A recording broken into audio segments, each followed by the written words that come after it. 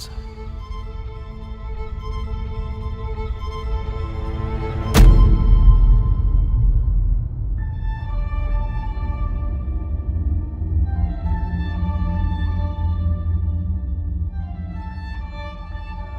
And I think Vader actually may find out that he has at least one child out of the womb, and then it's only later in the Return of the Jedi where he goes, sister, but he might actually know Luke's already around. And then that's why when he talks to the Emperor in Empire Strikes Back, when he's kneeling and he's like, he's my son or whatever, the Emperor's like, really? How do you know? He's like, I know. Yeah. But there's not one shock moment in Star Wars originals, in the Lucas era. There's not one shock moment that he's got a son, that, oh, my son's alive. So we haven't seen that moment. These are way I think of how I would write this series continually is, are there moments when, obviously one that they did put into this series so far, which was one I was always going to be looking at, like, how are they going to do it, was just how the discovery that Anakin's alive. I always thought that was a great thing to apply into the fan shorts or whatever, and just, and funny enough, we have a draft where literally it's the same kind of vibe. At the very end, we had a post-credit scene that we didn't shoot, where we were going to say nothing happens basically after the short till A New Hope, but oh my goodness, the man himself. There we are. You're coming in right in the fun right here. Can you hear me all right? Do I sound okay? You sound and you look great. You look fabulous. Hello, Mark McKenna. Mark McKenna. I should know you, Mark Josh Robert Thompson. Yeah. Very nice to meet you, Josh. Hey, Mark. How are you? Doing well, Ooh, sir. I'm coming in hot. Ooh, I'm ready. I'm coming in hot. Oh, I like it. No, but not too hot, because I still want to work for Disney, and I have a new trailer out today for Disney, so I don't want to get too much trouble. Yeah, Love you guys. Love you guys. Safe. Hey, Disney. Yep. Love you guys so much. Keep up the great work, guys. All right, now we got that out of the way. They're gone now. Anyway, don't worry, we've already got a lot before you came on, but just kidding. We were talking about how we're gonna make a bunch of fan films and monetize them without Disney's permission. That was the entirety of the discussion, right? That's the whole discussion we've had so far. Yeah. Sorry, I'm late. I'm late, fellas. Sorry. Oh, no, not at all. Raise the money. Let's get that going, guys. Will you? Come on. I actually had a friend chat me out the other day about that concept of, like, can you just go off and do your own thing, and then maybe even make a deal with Disney and be like, listen, just let us have this little sliver over here and we'll make money for you. Well, now, didn't you get sort of told, hey, calm down over there, Jamie Costa, or did you not? I've actually been on the good list somehow. I don't know. Oh, you have. You're on the good list. I think others have been told, like, easy, or be careful how you approach all this fan stuff.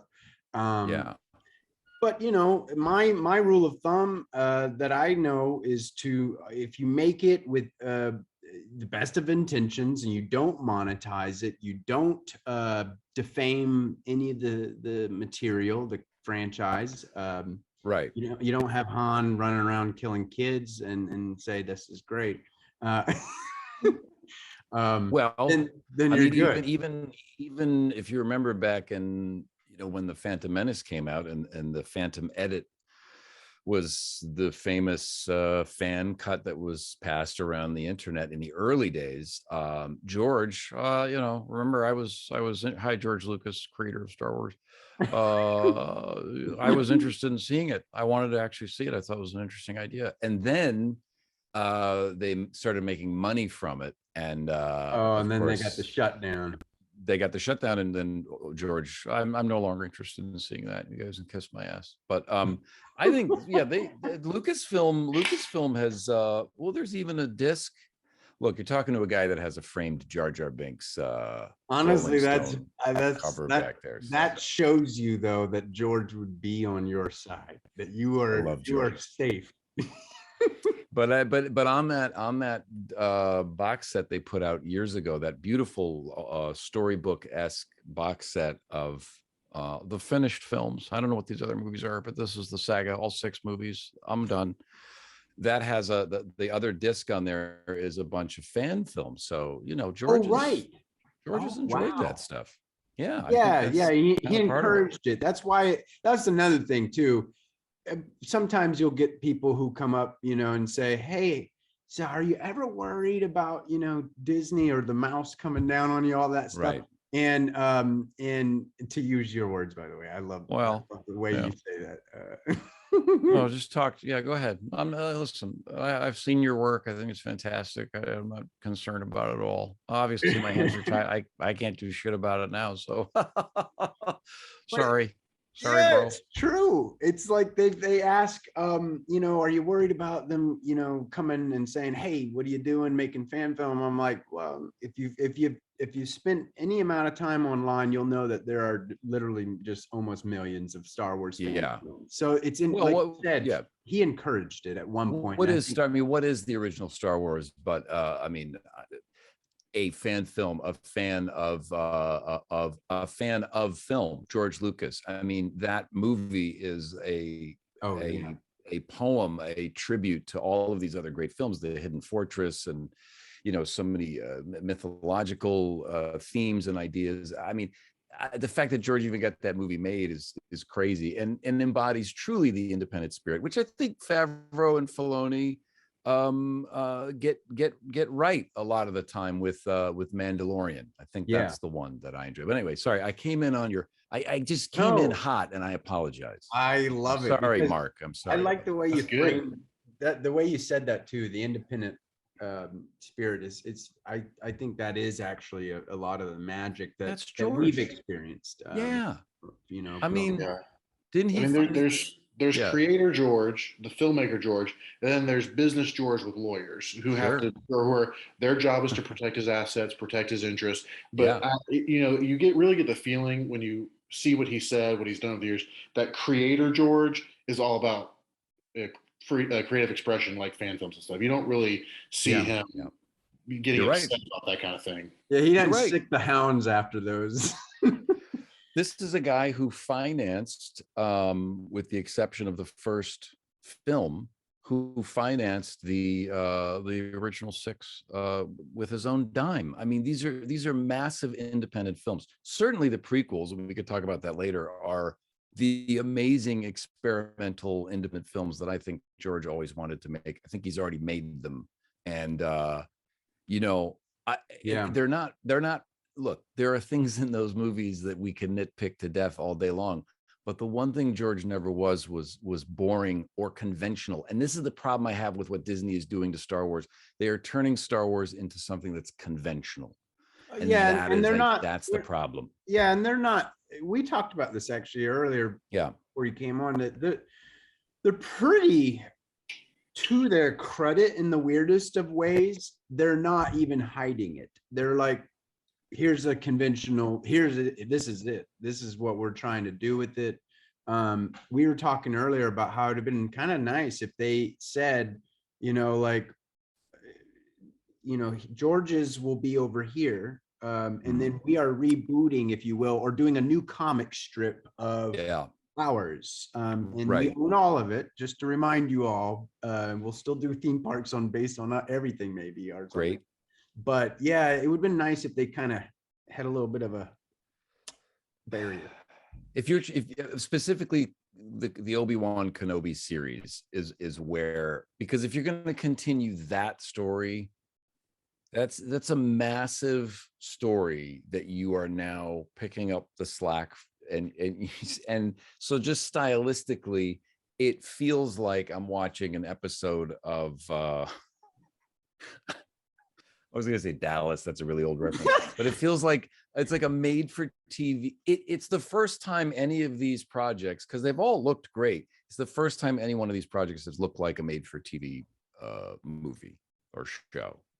And what do you think about the Mando and Fett in that sense? Do you think those look kind of made for TV, or do you? No, I think they're very cinematic. I mean, certainly Mandalorian. I mean, but again, you've got a different team. You've got Jon Favreau and Dave Filoni, who really understand the language of Star Wars. They have a lot of I mean, I don't know if you guys watch the making of Book of Boba Fett on Disney Plus.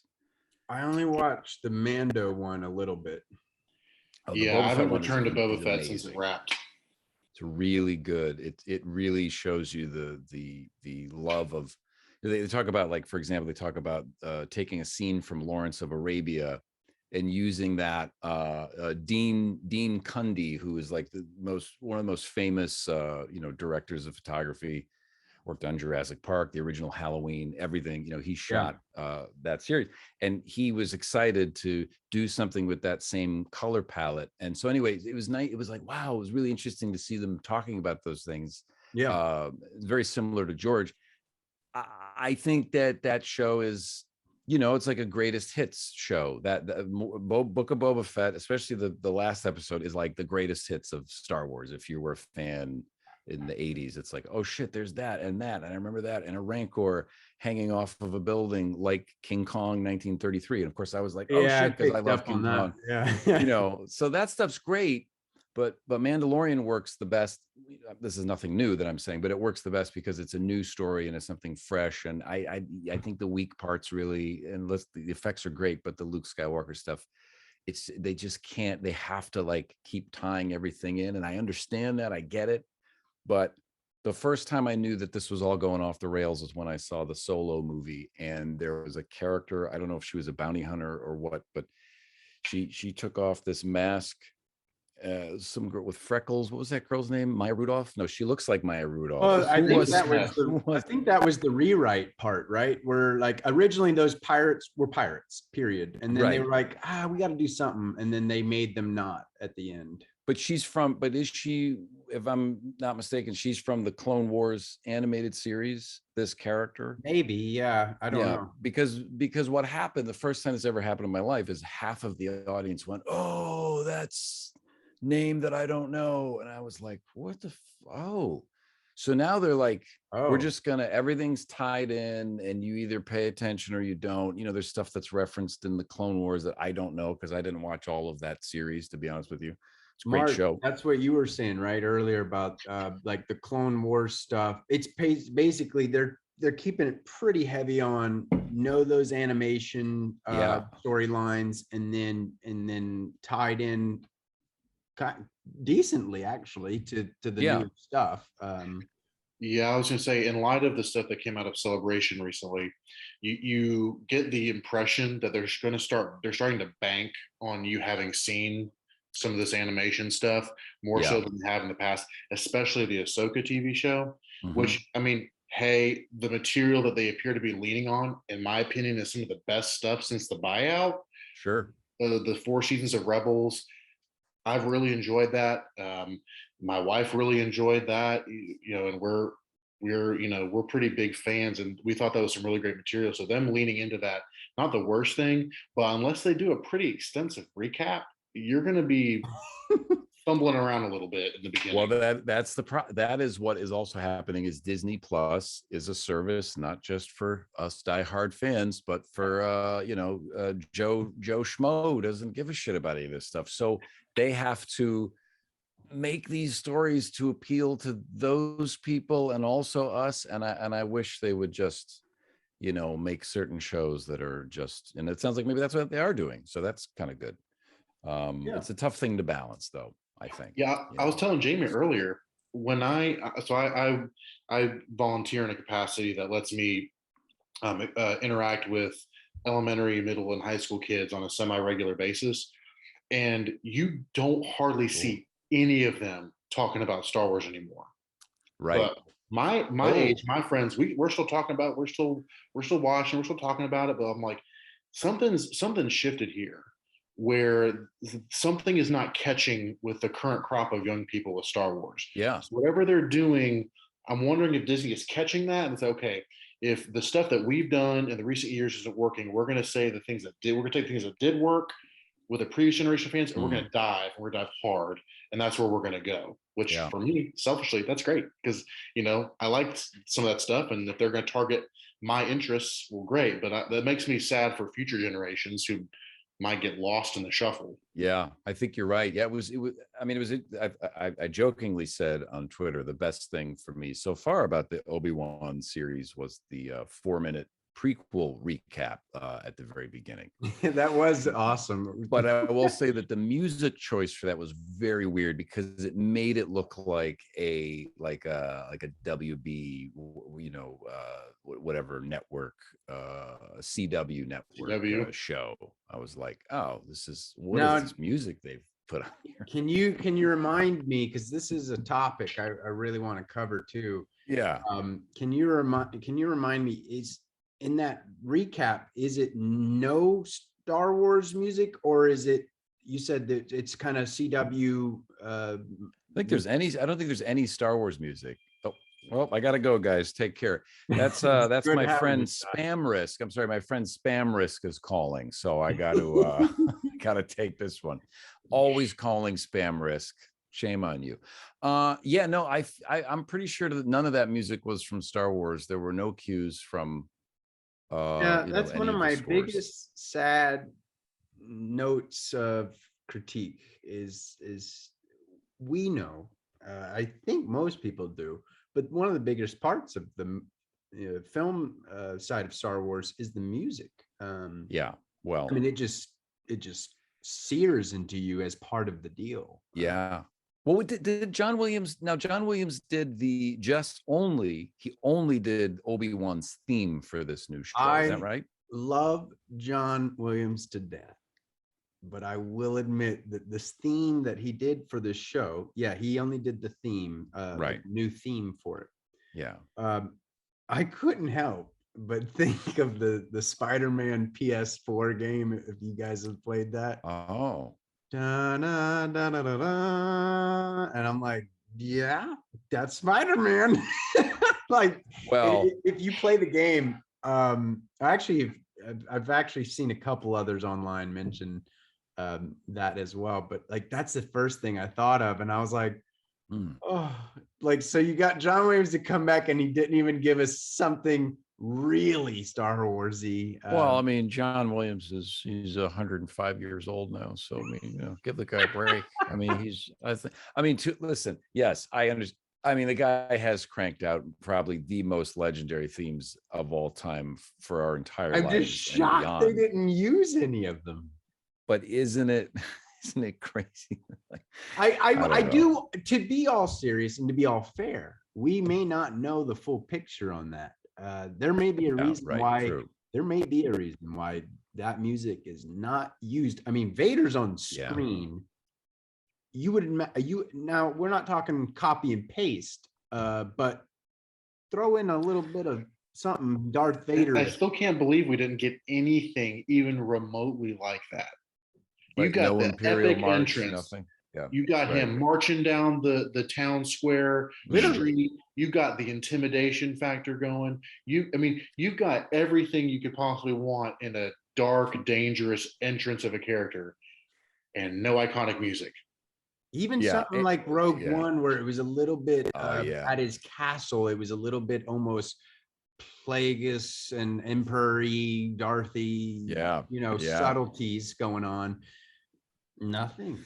Not one drop. Well, also, you got Vader, I can't even, I can barely speak about it. The way they chose to shoot Vader, I don't know. There was one shot where they were following him, like a profile shot following Vader walking through this, it looked like a set that Roger Corman would use for his movies back in it looked like they found like a salt mine somewhere and they went, this looks good. That's what, like the A-Team. Oh, you mean when he's out there with KENOBI? Yeah, he's just kind of walking it was like a handheld shot. I like this. It did look like they caught Vader. the one of these little out in there's about 3 hours out of town, Riverside, like That's kind of it. Went to mining places Riverside, that exactly. once the Yes. clock went, once the guys went home, they're like, all right, we're gonna go film real quick.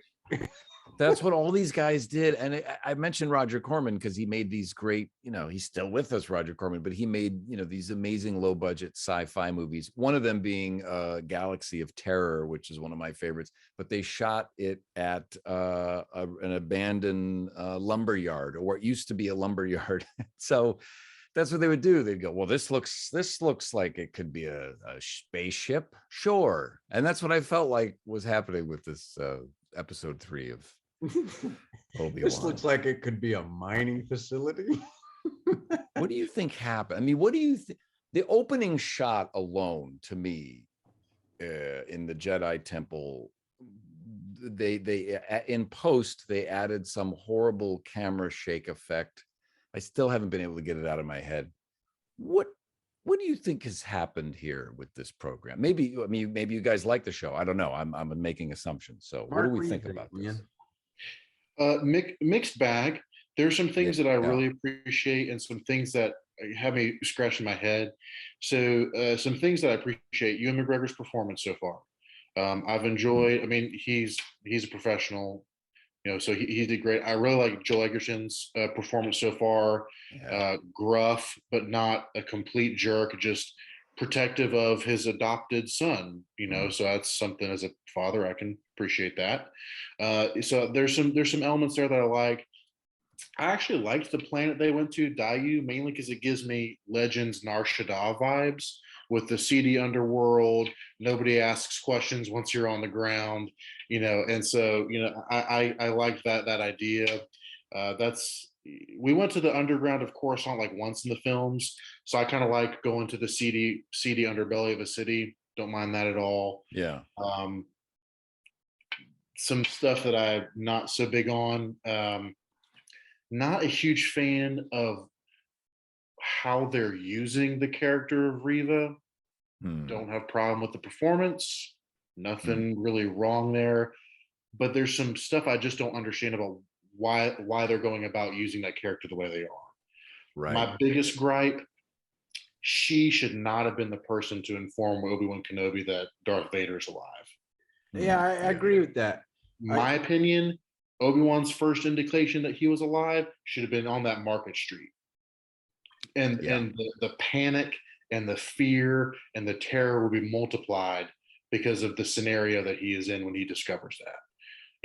I don't think anyone should have told him he was alive. I think he should have discovered that by himself. Well, that's kind of the problem. I think there some of the Mandalorian again. Mandalorian's a show that takes its time, is not afraid to let things unfold in that kind of slow boil way. Obi-Wan, it is a limited series. There are only 6 episodes, right? So, but I feel like, I like what you're saying. I feel like it should have been a slow discovery. There's too much. There's too many convenient things happening. People just showing up at the perfect time to relay information and or find information and or catch people at the, it's all very, and it's shot kind of, it looks very murky, and the effects, I don't know. I feel like it was rushed, maybe. I don't know. And again, I don't want to throw anybody under the bus. I know it's a lot of work to work on these things. I get it. Reva's character, I'm not a big fan of that character. I don't have a problem with the actor. Anybody that goes after anybody online to give them shit, whatever the reason about a performance, that's ridiculous. You don't have to. I get why that's just nonsensical. Well, those are just. But I just don't think the characters. That's great. Of course, they live on that. But I don't think the presence of that character is particularly engaging or threatening in any way. But then we don't know anything about her, so I don't know. Yeah, she's one of those ones. I think we can all predict that she'll have some kind of switch, some kind of turn, or always was kind of moment later. you know, towards helping maybe Kenobi like get out of a almost kill from Darth Vader moment or something. I don't know. Right. But See, yeah, y'all are being really optimistic. I hope Vader kills her and just is brutal. Oh, she will. Oh, I no, I really believe Vader will kill. I think she'll basically, if we can jump ahead a little bit here and talk prediction, I think there'll be a moment when she'll basically, for some reason, there'll be a development between her and an understanding or something with her and Kenobi, or we're just not given all the information about this character yet, because obviously we may all recall, like there's a reason I think that little kid start at, I can't remember the episode, maybe 1 or 2, but when they're in the Jedi Temple, I think it's episode 2 of the Kenobi series, where like she, I think, is one of those little kids at the beginning, you know, when they're all huddled, and so I think they're gonna just try to play that'll be the way that the switch happens, right? Whether she's always been good, or like a mole, or she's just, I don't know what. There's gonna be something though where she takes, I think, the saber for Kenobi to get him escaped, you know, to let him get out, right, or whatever. That's an interesting point, the idea of a mole. I hadn't thought about that, Jamie. That's an interesting idea, because one thing about her character that's really confused me is the arrogance. Like they establish she is low on the totem pole. Like they make it very clear that they think she's trash, and that she does not deserve to be as high up on the org chart as she thinks she is. So like, who, unless you got a death wish, because your boss is Darth Vader, and he does not take kindly to upstarts. So unless you're suicidal, why would you act that way? That doesn't make sense. If you're a ladder climber, you know, ticking off the Dark Lord of the Sith is a bad plan. You know, like, so, but if she's a mole and she's trying to provoke situations or something like that, that's not a terrible idea. Actually, it's the only way I can explain, and I see this critique a lot. It's the only way I can explain her trying to seem bad. You know, when you're trying to sell yourself, right, bad, because there's a lot of people out there that are trying to like go after Disney in a way of saying, well, they're just trying to make us feel like she is so bad. I'm like, well, maybe it's her. Maybe it's her character trying to, right, yeah. You know, when you're trying to act like something you're not, because she's projecting. A mole. Yeah, that's what it feels like. Yeah, that's great. That's a very interesting idea, because it has to be, because if it's the other way, I don't care at all. I honestly don't care what happens at all. I'll be totally honest with you guys. I don't give a shit at all what happens with this show. Well, okay. So here's something. I find myself going, I'm just not going to watch anymore. Why do I feel that way? Tell me why I feel that way, because I hate that I feel that way. George could tell you why you feel that way. Well, I want to hear you though. What do you think? Why does Josh feel this way? Because I feel this way too. It's like I don't want to watch. I mean, I felt that way with Ozark, you know, and I just tapped out. And then I finished it and I went, oh, I guess, I don't know. I mean, is it that there's too much? I think there's too much. I think there's too many things. I mean, they're giving us all this candy, and it's like, I haven't even finished this one yet. Jeez. I will say it does feel like like there was maybe an Inquisitor show at one point. Somebody else did this, and I'm just hijacking it. Maybe there was an Inquisitor show. Yeah. You know, a little limited show or see where it goes show. And then Kenobi was been in development for years. And then versions of it anyway. And then, by the way, anyway, and then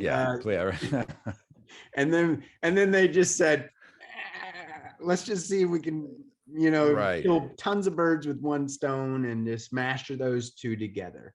That's what it feels. It does feel that way. It does feel that way, because it doesn't feel like the Kenobi show. You know, it feels kind of like he's doing his thing. It's like Mad Max. If you ever watch the old Mad Maxes, it never was like, or even the newest one, sort of, where it's never really like the Mad Max movie. It's just Mad Max kind of just stumbles in and he's part of the movie.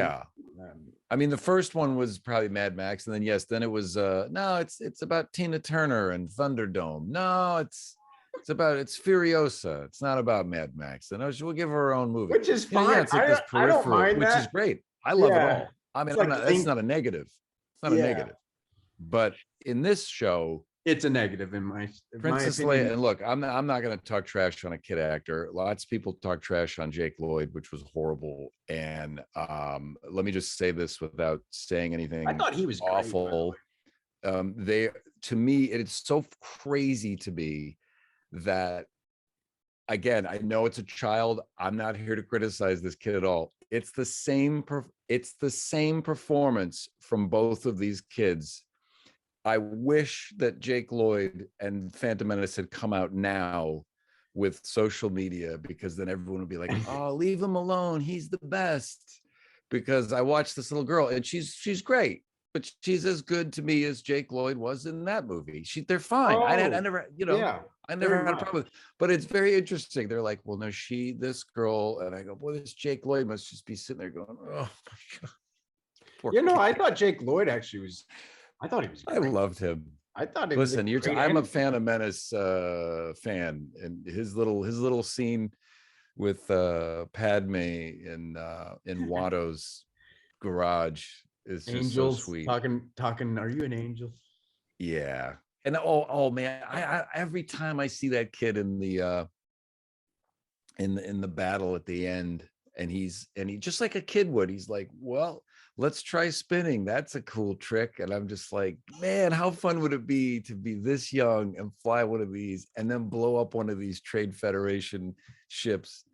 Nah, man, that's George Lucas. George makes weird movies. They're not bad movies, but they're weird. They're just his style. I would argue that, like, Empire Strikes Back is a more conventional film. People love Empire Strikes Back. It's a great movie, don't get me wrong. But in terms of what Star Wars is and what George is all about, it's very conventional. There's some weird things in there, but not like when George gets a hold of it. That's what I love about it. That's what's missing from it for me. George just gets pretty weird, and I love it.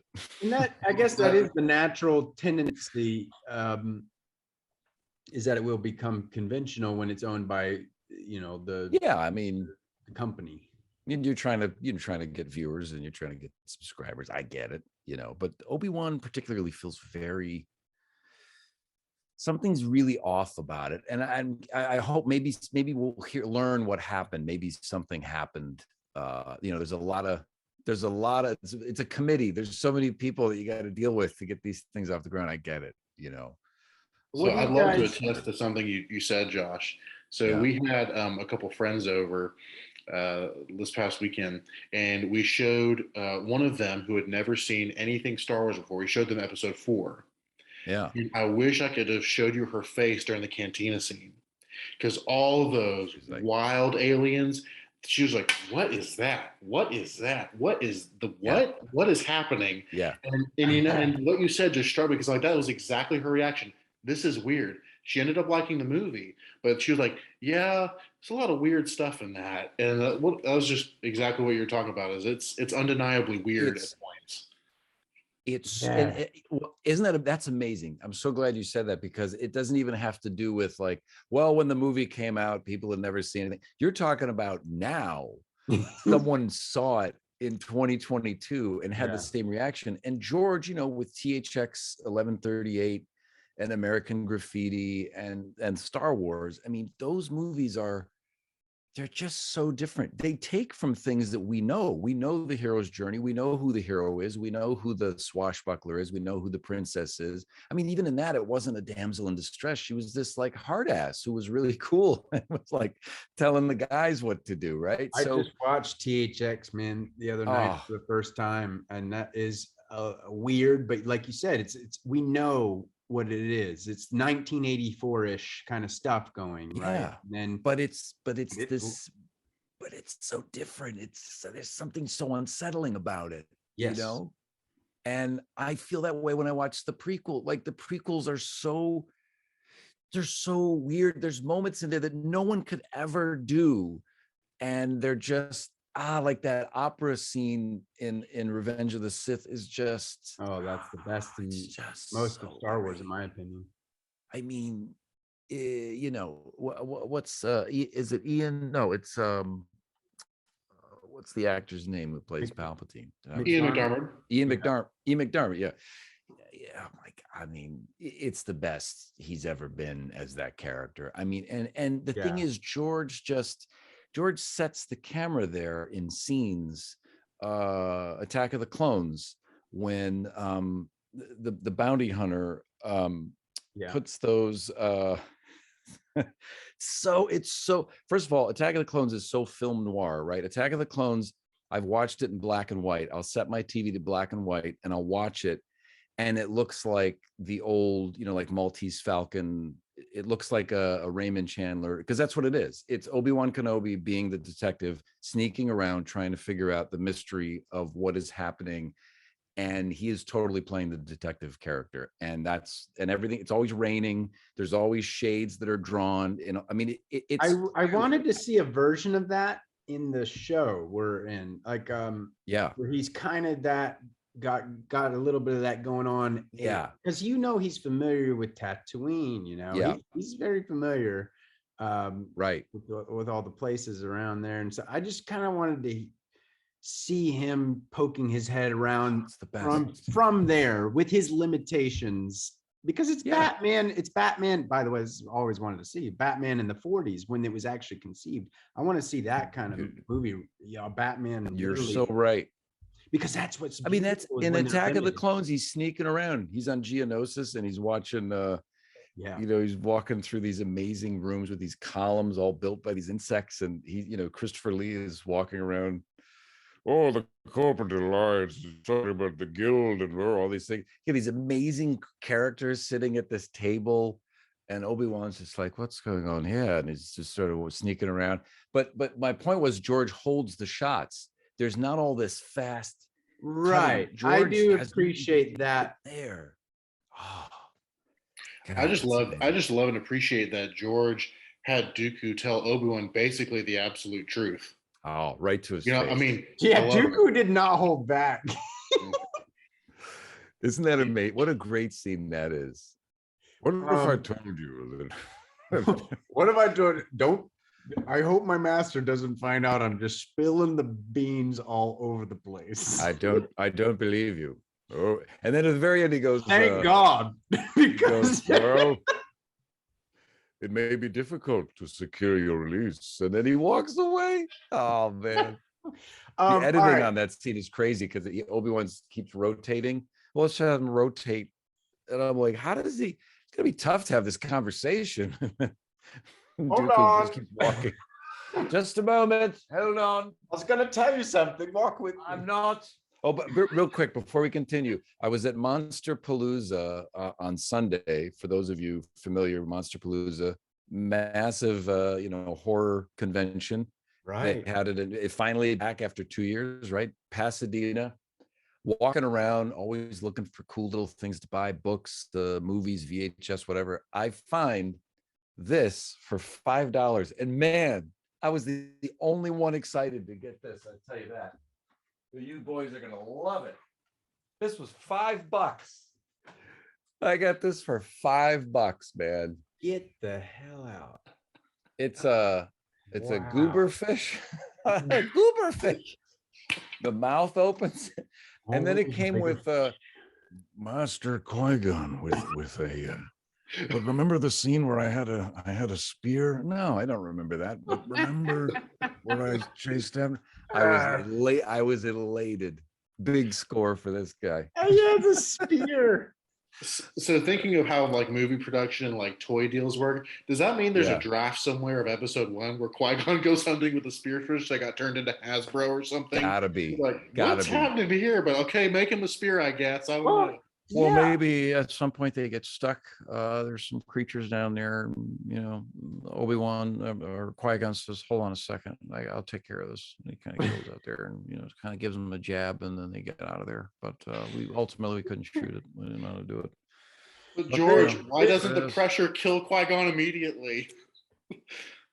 Yeah, I just thought his head might cave in, and I couldn't explain how he could use the Force to keep his skull intact. So it was very difficult. Writing these things is very hard, especially when you're using a pencil and yellow notepad. So that's why it took so long, ultimately. Wow. Thanks, George. Anyway, sorry guys, I got excited. I got to go. Yeah, I love that. That's got to be a rare item, by the way. Probably not. I probably got ripped off, to be honest with you. But the detail on it is fantastic. Anyway. So, guys, first we'll start very simple too. What do you guys think about the title of the show? Of Kenobi, of the Obi-Wan Kenobi show is actually what it's called, right? Obi-Wan Kenobi. What do you think about the title? You tell me, Jamie. I just assumed they named it that so they didn't have to pay you a royalty, right? Well, I'm glad you mentioned it. Is there an email in your inbox somewhere from the attorneys or something like that? I honestly, it is funny. If this is for everybody watching, and this is for you guys too. Everyone calls it Kenobi, the show. By the way, to me, it's the no-brainer. I wish they would have just called it Kenobi. I don't care, that we named a fan film over it. That was out of excitement. I thought the no-brainer was that you call it Kenobi because he's no longer Obi-Wan. He's going by Ben. Right. All these things. And Obi-Wan Kenobi sounds like if you're talking about the early days, right? And I have the reason why I wanted to ask that is I have a beef with that title. To me, every time I hear the Obi-Wan Kenobi show, I'm thinking I'm about to watch something episode 1 earlier. Right. But Kenobi, if you watch online, everybody calls the show Kenobi. But I just wish they would have called it Kenobi. Just call it Ben. Well, Ben would have been a little bit into something. Coming to Disney Plus this fall, Ben. Yeah, it's a little Ben. How are you gonna make that work? Yeah, call it something else. It was like dual. Yeah. What do you think? What should they have called it? I don't know. I wish they would have just hijacked Kenobi and then told me to take down the fan film or something. I don't know. Well, because Kenobi fits the naming convention, or Ahsoka. Yeah, true. Mandalorian. It's just a convention. It just makes so much sense. Kenobi. It's even sellable on merch and stuff like Kenobi.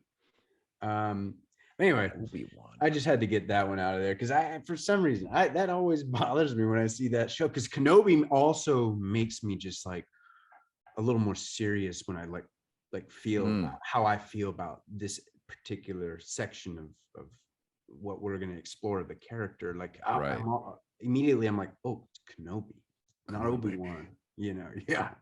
Kenobi. And then Obi-Wan Kenobi. Yeah, it doesn't. I can't even get through that. Sounds horrible. Yeah, strangely. Obi-Wan Kenobi. George must be having a field day. I actually named a show after that. I just sat down and came up with this name. Well, in A New Hope.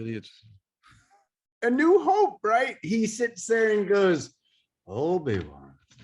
Now that's a name I haven't heard since about a few years ago when they made it Disney. Right. You look terrible. Only a few years? My God, you look like you're 80. All right. So in the episodes so far, we've talked about it, but if you could bullet point a little bit of what you loved or hate, whatever, just go for it. Mark, you want to go first? So you said performance is great. I enjoyed kind of the locale so far in terms of ideas, particularly the Dayu planet. One thing that I'm really wish they would have explained earlier or given us some character beat moments is Obi-Wan's relationship with the Force at this point, because they make it fairly clear, especially in episode 3, that his skills have atrophied rather substantially. Mm-hmm. But if we go by what he's doing in the case, he's constantly been calling out to Qui-Gon, or so it seems. So it's not like he's pulled a grumpy old Luke and shut himself off. Right. So what's the deal? Is he only trying to communicate with Qui-Gon? He's done nothing else for 10 years. I mean, he's in isolation. He really couldn't practice levitating some rocks, some lightsaber forms. Couldn't have done anything like that. That's the part I'm actually okay with, because then it keeps continuity with it keeps a little bit of continuity with the little fan short we made. And that's the most important thing, Jamie. For me, that's the best part. If that little fan short can live without contradicting anything, I'm actually pretty happy. But Well, if he were to do that, then wouldn't he be spotted somehow if he was using the Force in that way? I mean, I'm asking genuinely. Spotted with, I don't know. Spotted, well, you mean in the radar, on the radar of, yeah, weren't they looking for like Jedi, so they would go, hey, there's somebody over there is trying to make a phone call to a dead guy, get him. I don't know. How does that work? Yeah. Well, we need to establish rules as to who can perceive what, where, and how. That's right. We didn't. Yeah. It's very vague, which the Force is vague almost by definition. Yeah. But if you're gonna introduce the idea that he can be hunted by him using the Force, we need to see what the rules are for that.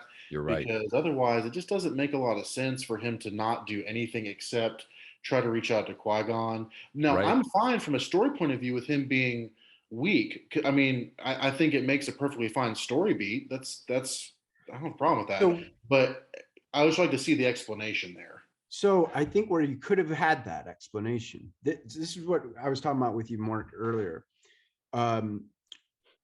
There's moments in Star Wars where it presents beautiful times when you can explore the fill-ins, right? Like, first of all, Obi-Wan and Yoda at the end of episode 3 have a little moment, real quick, where Yoda's like, hey, by the way, on Tatooine, I got some training for you.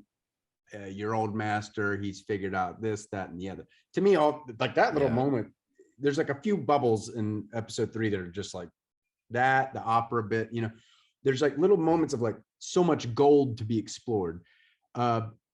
Well, I'm pretty sure he wouldn't have just been like, hey, I've got a book for you to read while you're on Tatooine.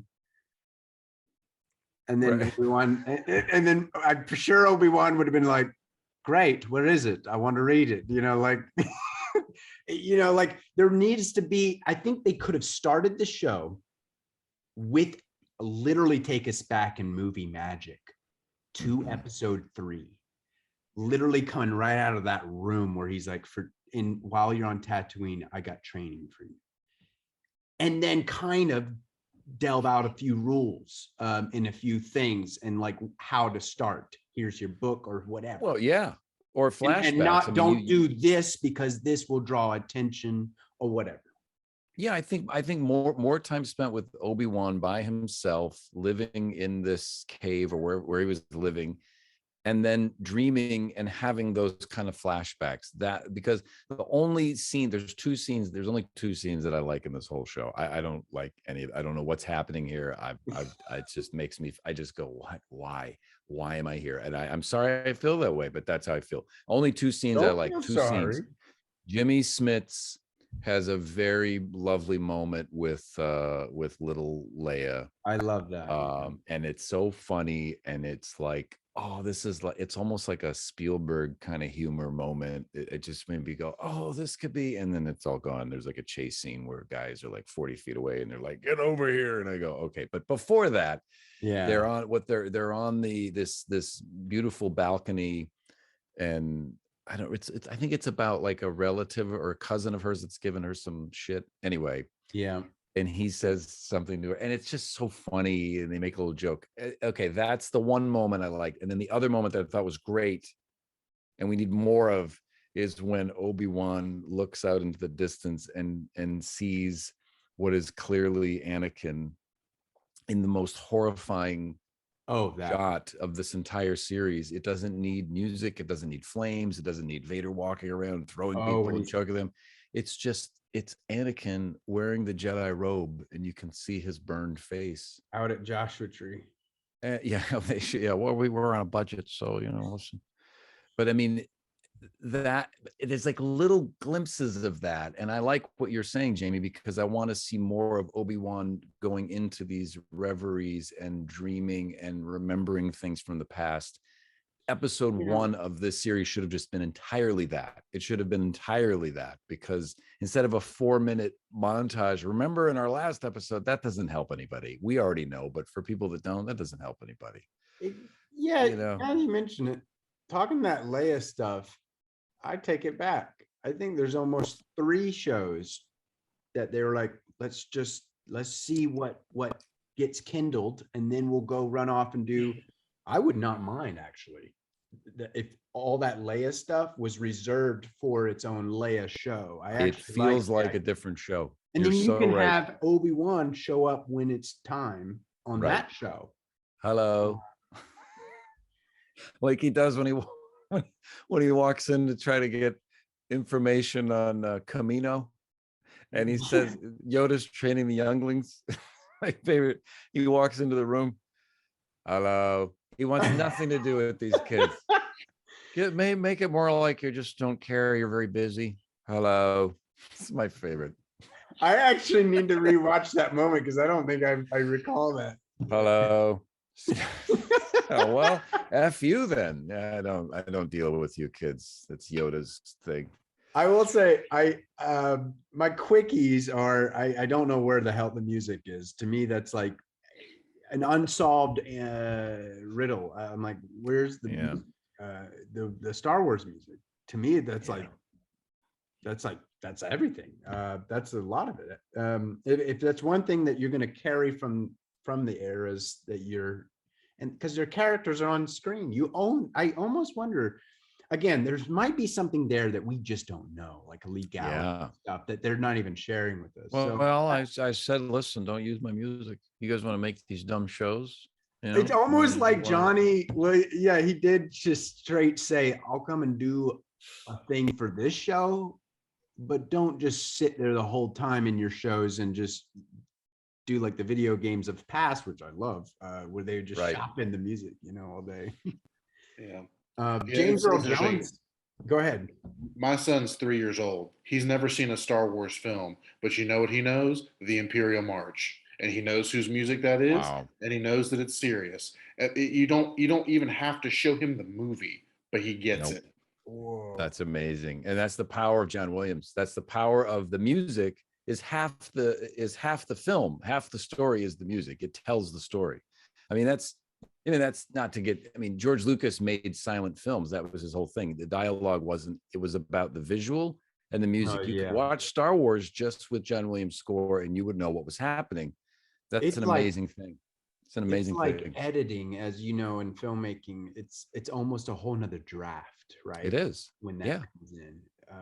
Well, I told Kathleen Kennedy, I said, don't use my music. You guys want to make your little shows and, tell your bullshit stories, fine. I don't care. But you're not using a single note of Johnny's music. You want to wheel him out there and have him score something, that's fine. But I'm gonna make sure he does something that's so mediocre that you're never gonna use it. So good luck, guys. And by the way, you can't recut my movies because that's in the contract too. So no, that's an interesting thing. I wanted to ask, do you guys know if it's in the contract? Obviously, they can't do anything unless he has privilege or something, right? To come back and play with it even further if he wants, I think. I think so. Yeah, something like that. I could be wrong. I'd like to see what he does. But that's what I was wondering. I'm like, it's the same thing. He could come back in and really just screw with them and just be like, well, look at this. Did you notice Jar Jar is now in episode 4? Oh, well, he is now. So suck on that. Bye. Well, you know what? I'd be fascinated. This will never in a million years happen. I'd be fascinated. Like George would tell the executives at Disney, say, make you a deal. You can touch episodes 1 through 6 if I can have complete editing control over episodes 7 through 9. And then we both get to re-release the versions. Amazing. We would just have new scrolls is all it would be. I'll make you a deal. I get to reshoot 7, 8, and 9. Okay. And those movies are gone. Just get honestly, how cool would that deal have been? First of all, the stories he had in mind, and we've joked about them in the deep fake stuff, but it's all true. He wanted to get into the microbial world of the Force. And, I'm okay with not, because I love George. Obviously, he's like, I would have paid to see those films. But absolutely. But let's be a little bit real. I think that, to me, this is my personal preference. I think I love I love obviously the old trilogy and the new trilogy, but the prequels, not the newest trilogy. And because I am into these whole like Empire Strikes Back was kind of my favorite because I like half George and I like half somebody else saying yes, but, and then Sure. and then keeping it right in here. That's my preference zone for Star Right. Wars. I love that zone. That's why I like the games as well. Yeah. Of those old eras. But I really appreciate the weird. I love it. See, I love filmmaker George, and I think that's what we're seeing now. What we're up against here is obviously the art versus commerce. I mean, he was a businessman, let's be honest. I mean, no, he totally was. And all that stuff. So, but still, you know, he pushed things into a certain direction that are only George Lucas, and I appreciate him for that dearly. But yes, you can't, with the way things are now. I mean, look, none of these things should exist, to be honest with you. I mean, the movies were over, but somebody went, hey, I know, and George sold the company. So here we are. I mean, obviously, well, but yes. Yeah, he had a little further to go, right? He had I think so. Pitches. Well, you guys don't want me. If he wanted to go further, he had his own like way to keep going. I would love to see that. I will say, he did have some ideas, yeah, for the new films. I thought there was some plot line that he had about some dagger or something. I don't remember what the hell it was, but anyway. Yeah, those got trashed, I think, pretty quick. But I do appreciate one thing. I really will, because I'm going to try to give credit where credit's due. I will say I don't know what they did, but they leveled up the acting nuances, all the voice stuff of Vader himself. Like right, yeah. Rogue One, and you're a voice guy, Josh. You may have noticed you can hear the age. I love James Earl Jones, but you can hear him doing those voice bits. Mm-hmm. But it's like in this show, they're doing something in there. I don't know what else they're doing, but I wonder. It sounds like Empire Strikes Back Vader, and I'm just like, whoa, this is. I feel like I'm okay. Like we know. Most like you go, oh, we know he's old. We know James Earl Jones is old. You go, yeah, I still believe that's Vader. You know, maybe it could have been a filmmaker preference. Yeah. Maybe technology's where it's at now, where they could sort of de-age the voice. I know they did that with Luke, right? Mark Hamill, I think, to some extent. Yeah, they did all kinds of magic on that one, I think. You know, and it sounds a little weird, but yeah, I appreciate it. I mean, it's amazing that these guys, these people are still a part of this series. I mean, John Williams and James Earl Jones. I mean, look, even lesser players, like seeing Jimmy Smith. I'm always excited when I see Jimmy Smith's. He was in Rogue One, right? He has a scene in Rogue One. Yeah. Am I right? I was beyond excited. I get excited when there's prequel anything because I go, oh, okay, cool. So we're not just going to say F you to all of that. Great. Yeah. That makes me so happy. But we are waiting for Dexter Jetster as well. So this brings me to my main topic of discussion. Dex from Dex Diner on Attack of the Clones, Coruscant. Guys, I'm not kidding. I'm not even kidding. I need to see him in the show for me to feel completed. Like, if they bring him in. Let me tell you something. Hey, old buddy. Oh, that's what he does. Look at this patch I got. Get the hell out of here. This is a patch going on my jacket. Now I want to promote this guy because this guy nerd calls himself Nerd Matters. Are you familiar with Nerd Matters? Mm-mm. He's got a whole collection. So he's got a button that says, "Buddy, hey buddy." I got a sticker. What do you know? What do you know? What you got here is a Camino saber dart. You see funny little cuts on the side. Give it away. Anyway, sorry, I gotta say that's a damn good Dex. I might have to love that guy. I'm not kidding. So, what do you think, Mark? Do you think we'll see? This is something for my own documenting here. Do you think we'll have a Dex show up on the show? Dex show up. Well, can we get Obi-Wan to a diner? Because if we can just maneuver him into a situation where he's got to get some Or grub. do you think Dex has gone back to whatever he did before the diner? There it is. Grizzled Dex. Would you want to see a grizzled Dex? I lost the diner. They took it all away from me. Obi-Wan, my friend, I lost 2 of my 6 arms, or whatever. I don't know. So I want to see that. Didn't he say he was doing mining previously on Sub-Terrell or something like that? Obi-Wan that's right. hanging out on mining planets, apparently. You guys think I'm kidding. I'm not. No. I literally believe he is perfect for this show because he was always Obi-Wan's underground newspaper. He was the guy, right? That's right. Obi-Wan's kind of like way of like, hey, like buddy from a different level on the system, like different part of the spectrum.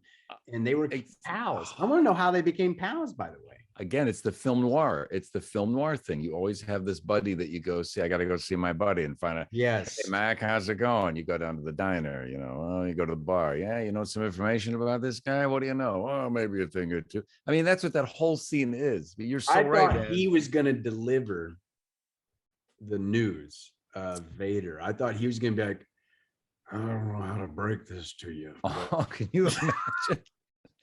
Man, listen, old buddy. You didn't kill him. Did Obi-Wan know?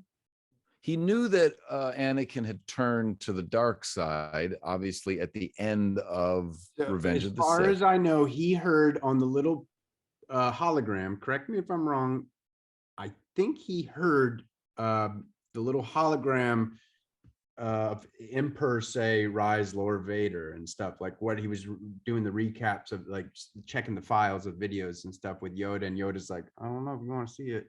Yes, the security camera. So he knows. They keep pulling that. He only knows the name. That's right. So on the security camera that Yoda warns, and they keep pulling this audio clip where Yoda says, "Only pain will you find."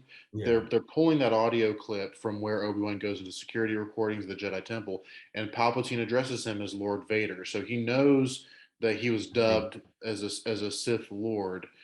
He knows that, but other than that, I'm pretty sure Obi-Wan considered him dead after he, delimbed him and let him be set on fire. That's how we played it in our little short. Like we just were like imagining. There's no way he found out yet. We had written some stuff out where he was gonna, like, that troop, or James Arnold Taylor's guy, the Imperial, who comes in that short. We were gonna have like this. The little thing they actually even showed it in the show, but that little thing where he's like pulls it out and a little thing comes up and he's checking. They have it all in episode 1. Those little, I forget what they're called, little hologram devices. But we were gonna shoot this moment in the short where after the little fight or whatever, he was gonna pick that up from James Arnold Taylor's pockets or whatever and take it back to the cave and like kind of turn it on, and it was going to be a message from Vader, and he was going to recognize only the voice, and that we actually have it written out just like the show where he goes Vader, like in his brain, like force stuff, and calls out like a search almost to the galaxy. And we were going to have a moment when Vader just doesn't matter where he's at on some Imperial ship, just stops in his tracks. And like we cut before he turns fully around. That's great. Oh, we were wanting to do it so bad, but that's why, going back to your point, I always thought it could have been a much slower burn of the reveals. Things seem, this is my critique as well, as rushed on news findings. Like it's just very, like that could have been emotional. That's a big moment. Now he played it very well. Whatever, but to her to be like rush it off real quick, while he's getting chased off, I think it could have been a little. That was very awkward, with some kind of hiding by the shipping crate or something. And she's like, "Oh, by the way, you didn't know," and he was like, "Oh, I mean, I see I get it's like in Return of the Jedi. I'm like, okay, this is the same scene where Luke's hiding behind a thing and Vader's walking around, but it's not Vader, and it should be him. I think it's great. He should be communing with Vader, just like Leia would do with Luke, and just like Vader would do with Luke. And, well, and to give you a little bit of context too, we at the time, this show was not official. While we were filming our little short was when they announced the official show was coming. But like we were imagining that scene would be when Vader turns just slightly, right, and he feels the force of Kenobi. That was going to be what we just left you with till A New Hope. It, yeah. And he, like, a presence I haven't sensed since, because those lines don't carry the same notes as much, in my opinion. Mark, what do you think about that? Oh, well, I mean, I wanted to echo what y'all are saying. I feel like the biggest issue we have with this show is time. We have too many story threads and not enough episodes. If they're gonna commit to having this be a limited series, 6 episodes, and we're done, we're not revisiting this, they needed to trim some of these story threads. Like, I like the story thread of Jedi Underground. They actually did that in the old Legend stuff during the New Jedi Order arc, where the civil government essentially turned on the Jedi, and they were being hunted both by their own government and by the invaders, and people were having to smuggle Jedi around the galaxy. Right. I like that idea. That's cool. Oh. Was this in Tales of the Jedi? Because I have the Dark Horse comics that gets into like the holocron, and there's all these Jedis hiding out, and it could be both. So what I was referring to is the New Jedi Order series, which was the Yuuzhan Vong invasion. This was right.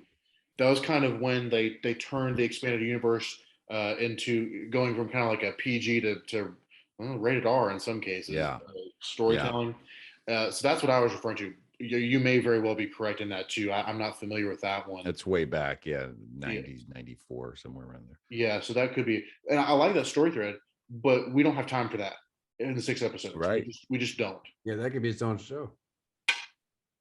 It does. Now that you guys are saying it, it does. It feels like threads, like multiple shows where maybe, they're almost. That's a great point. Testing them out, almost little, like, so whatever people maybe get kindled on most, that'll be the next show. It's the same thing with the Inquisitor backroom politics. Yes. That could be its own thing too.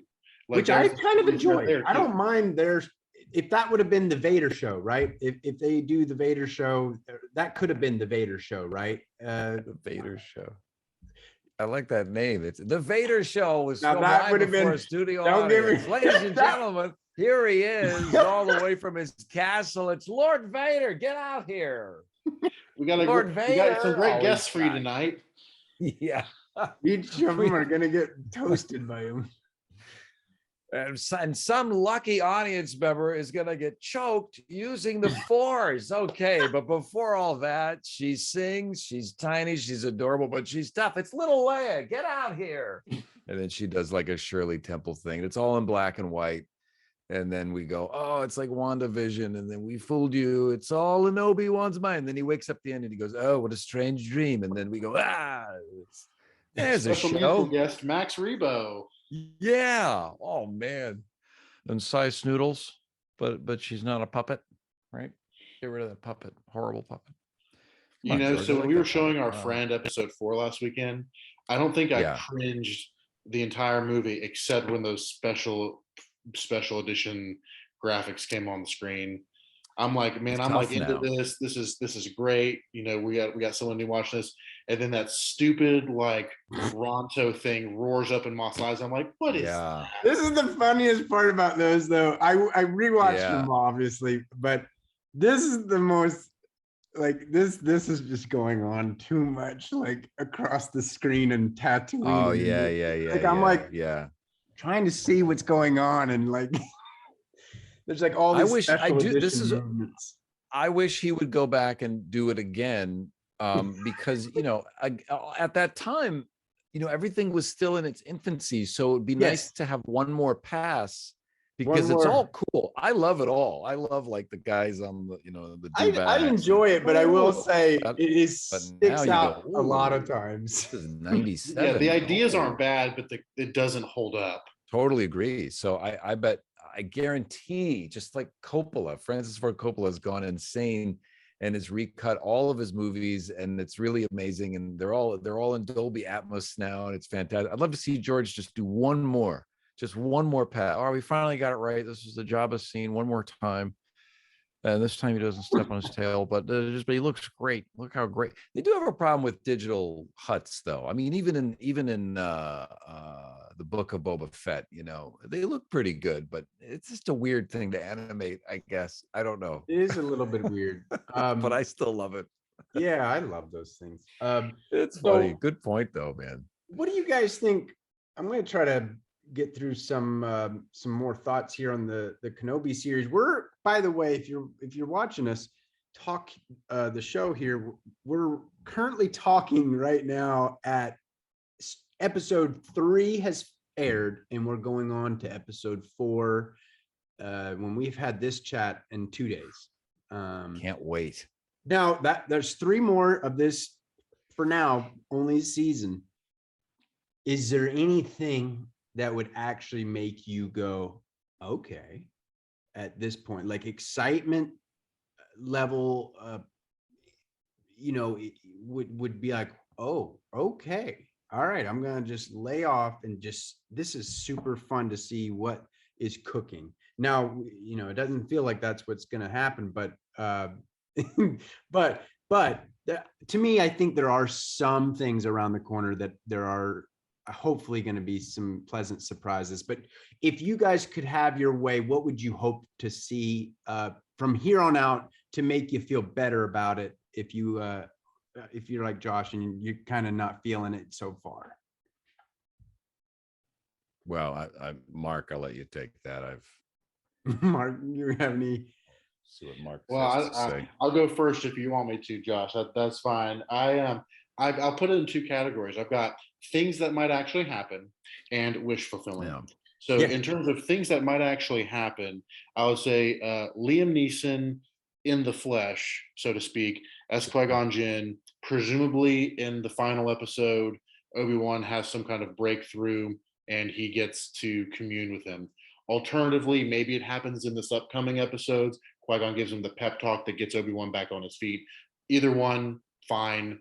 I have to believe that'll happen. They're setting it up by him, asking repeatedly to meet with him. Yeah. In an utter wish fulfillment, and it's never going to happen category, I would love a Cal Kestis from Jedi Fallen Order cameo as part of the Jedi Underground. That'd be I just love the character. Yeah, I like the actor. Like the actor, would love to see him. Is that going to happen? Almost certainly not. But hey, I want what I want. Do you think we'll see Yoda? Do you think we'll see the Emperor? We've already answered Dex. For me, Emperor's a maybe. I can't think of a logical reason to include Yoda. We don't need to jam him in this. I don't think he needs to be there. See, I somehow feel they should, only to, like we were talking earlier, to answer some fill-ins that we haven't, some rules, whatever it is, or training things, or there is in Return of the Jedi when he talks about, or Empire, I can't remember, Empire, where he's like, I've watched you a long time, always looking off into the horizon. Now, we also had a part in our Kenobi short where we talked about like Yoda's cane was hanging out at the hut and Tatooine, like he'd been visiting or something. Mm-hmm. But anyway, Josh, what do you think? Oh, I think it would be great to hear from Liam Neeson, maybe give some sage advice, listen, get in there and take care of this stupid girl. She's really annoying and she won't listen to you. You can't even get a small girl to listen to you. What happened to you? You failed me. And then his eyes turn to flames and then he blows up or something crazy. And then Obi-Wan wakes up sweating and his shirt's off and he's like, And then we realize that's a dream. And then Jar Jar's lying in bed next to him naked. And he goes, Misa, happy. And then he wakes up again. He's, no, that's what I want to see on this show. I don't want to see any of that. I want to see Liam Neeson. Yes, I'm very much looking forward to that. And Jamie, to your point, I do think, yeah, there could be some, well, listen, they've established in the newer films that Jedis can have FaceTime via the Force, like Rey and whatever that guy's name was. Hey, I'm calling you. I can touch you through the Force, whatever that was. I don't remember any of that stuff. But anyway, the point is, Ben, where are you, Ben? I mean, I would love to see some kind of a conversation there, or at least, as you say, maybe a nice, sweet little scene of just Yoda stirring, the idea that he's looking off and he's watching Luke. I think that's beautiful. Maybe not physically coming to Tatooine. It would be really right. Funny if he appeared, I see you, like if he was looking over a wall, that'd be great. It's hot. Very must go now. And then he gets in his little rocket ship. Goodbye, Captain Tarfos. That's my favorite. What the hell? The Wookiees take him back. Like the Wookiees are his like little like escorts. And they wave him off. I love that scene. Then he gets in Jimmy Smith's 57 Chevy. That's my favorite. Yeah. Anyway, well, it has to look like a 57 Chevy because it's cool. And I also, I don't know. Listen, Jar Jar Binks, all seriousness, that's your Dex, isn't it? Truly would love to see a mature, somewhat grizzled Jar Jar Binks. Is that who is like Misa seen a lot of days.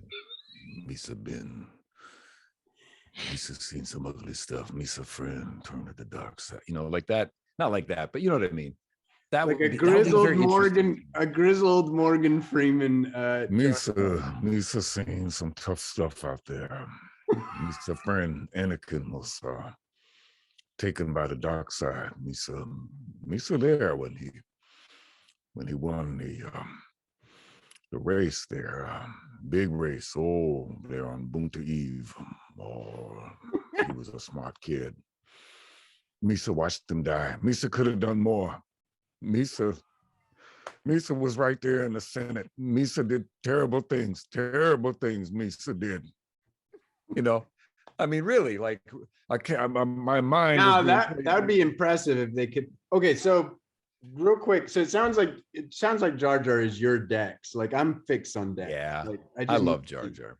But they might do a Filoni move where Favreau and Filoni have taken things that we've seen only in the prequels and digital and made them practical for us to kind of almost adjust to the new trilogy.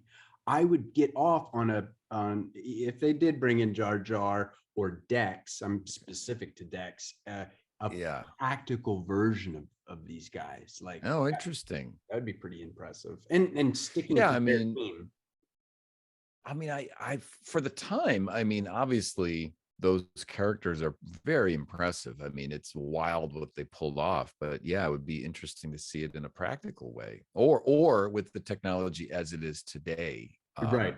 It'd be even, because I still watch that and I go, this is crazy. This is like, no, this is still pretty good. This is just not a real person walking around, and Obi-Wan's sort of looking at his eye line. It doesn't matter. Yeah. Come on, Misa, show you. You want to see what happened to Anakin? Come on, Misa, show you. I want to see this movie.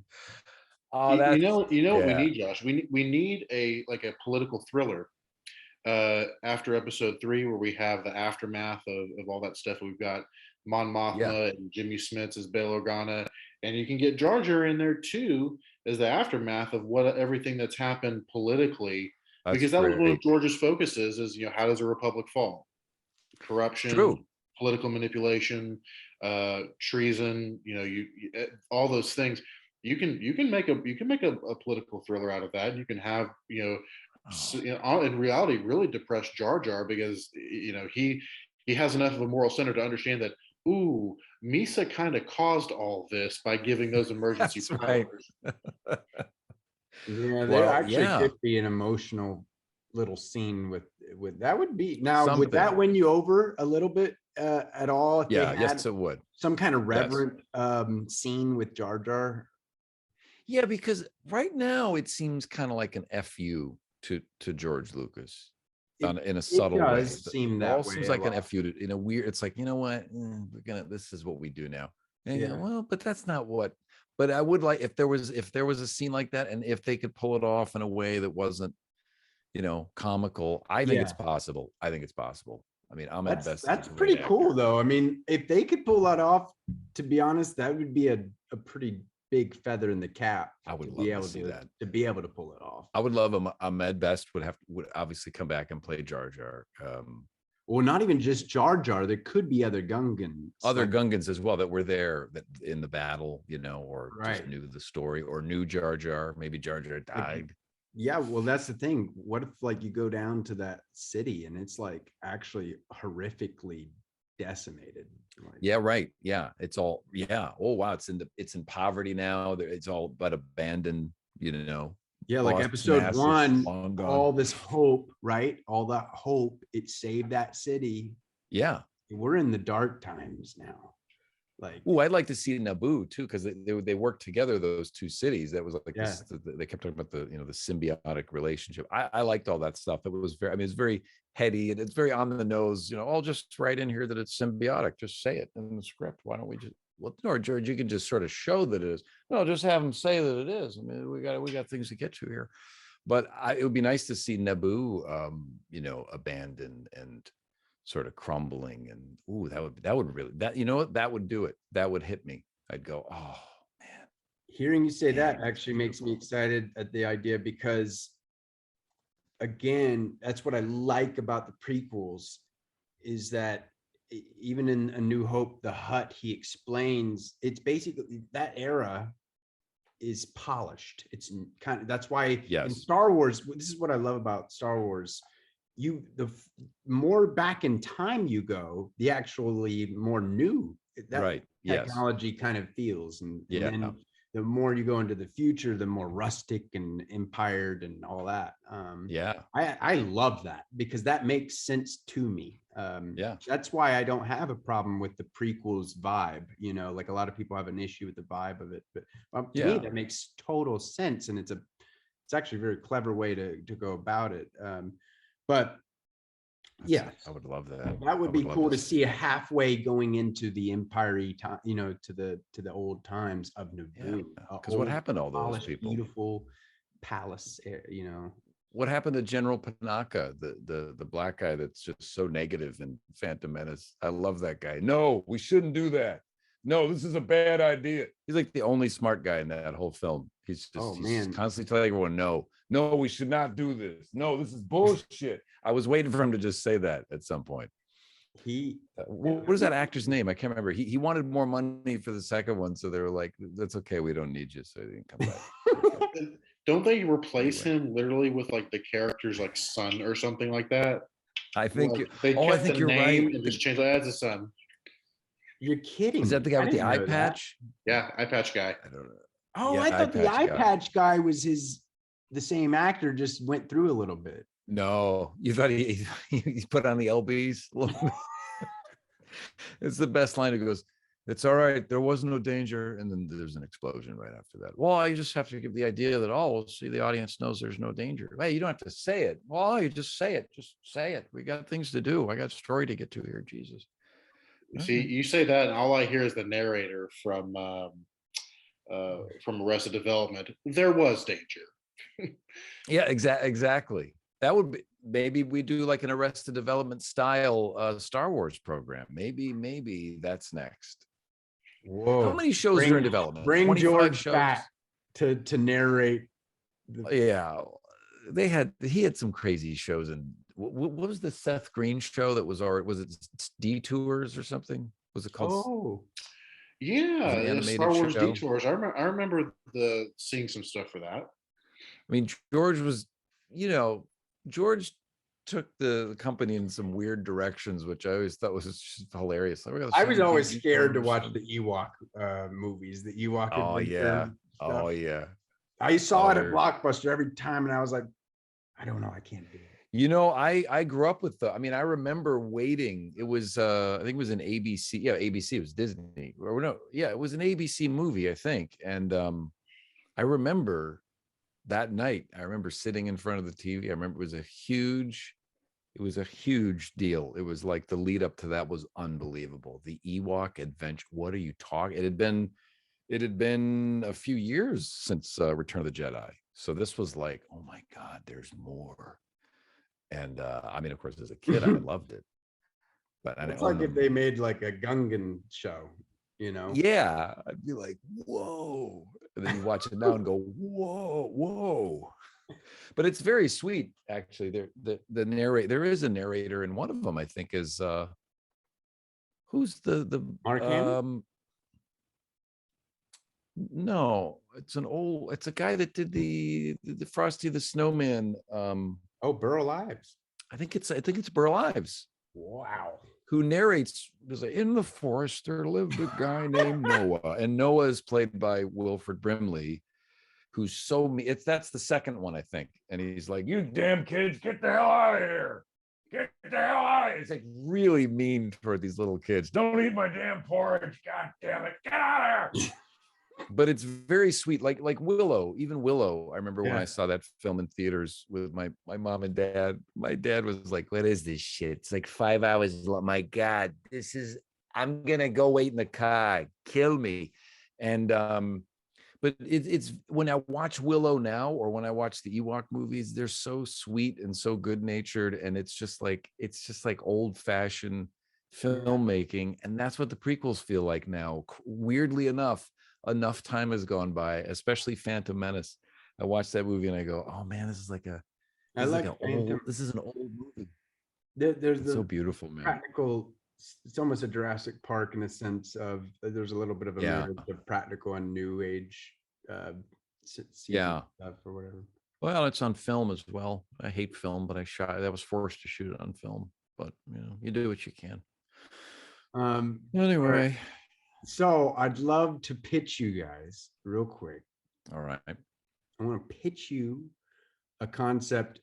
Basically, a few of us are kind of keeping an eye on the show. And if the show like goes all the way through in our little short film, which by the way, for those of you watching, Josh contributed, if you go past the credits, as Liam Neeson's Qui-Gon Jinn. And do you remember what you even said? And I just said I think you just said something pretty bland and general. Obi-Wan was like, Obi-Wan. Yeah. I'm here. Call me back. text me. Obi-Wan. Don't ghost me, bro. The funny part about that is we did it at the last minute, threw it into the film, and then the title, I remember the credits, it's fixed now, but the credits were very funny, and it actually became a very funny bit over at SEN, Yes, because yes, because originally, I take all the blame for anything. That was great. I thought we moved a couple little spelling errors and things like that in the first credits. That's why it was really nice to re-release on 4K and then like do all the fixes. We did all the fixes of the credits and things like that. But my name was Josh Robert Tom Spahn. Tom Spahn. I was like, guys, Mark, I'm in this movie. No, you're not. Mark and I consulted with Mark, I think on both of the fan shorts that I've done, right? Yeah, well, that's an awfully fancy way of saying that we just talked for a long time about Star Wars. And okay, so for the viewer, Mark, I would credit Mark largely to introduction and to getting into Star Wars when we were younger. Like we were childhood friends. Oh, really? Okay. Yeah. Wow. And so to give a little context, I'm not doing intros just because I hate intros, but I will put all kinds of intros and links to wherever you can find these two in this description below.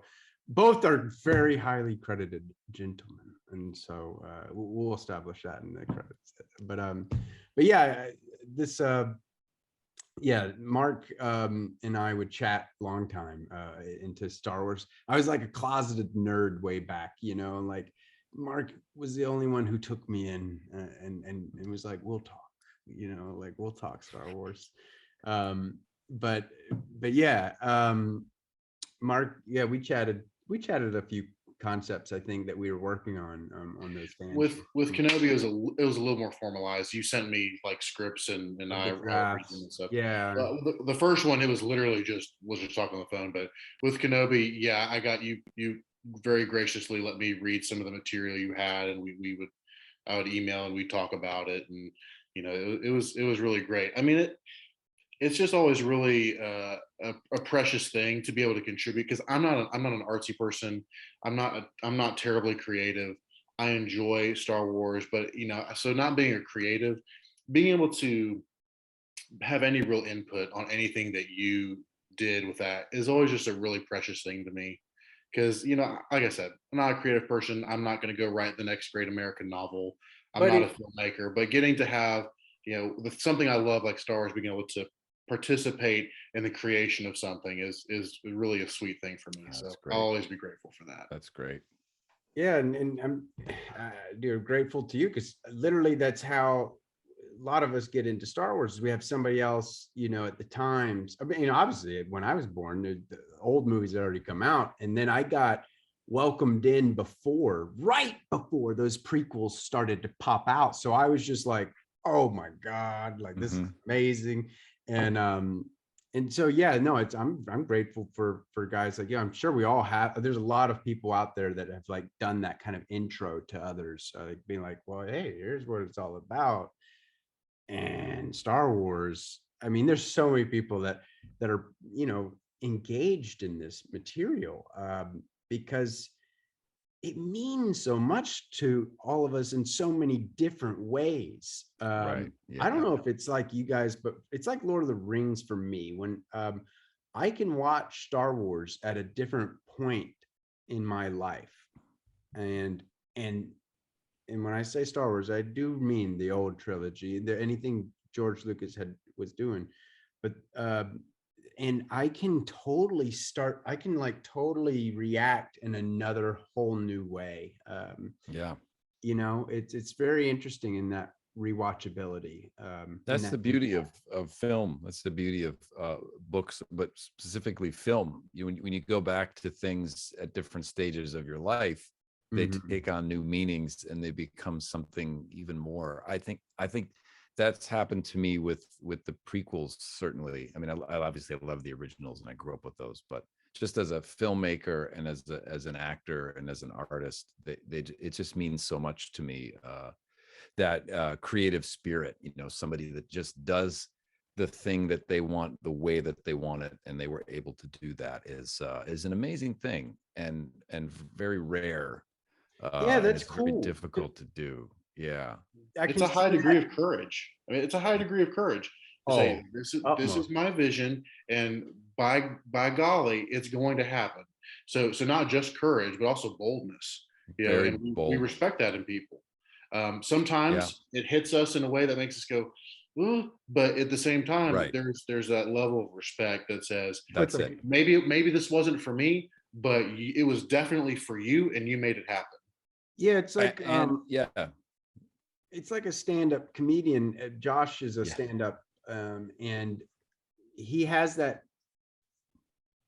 tenacity in that realm as well. It's if I may toot your horn here a little bit, Josh, but like he boldly goes out and he did his own show. You had that George Lucas effect, I feel, rubbed off on you when you went and you did.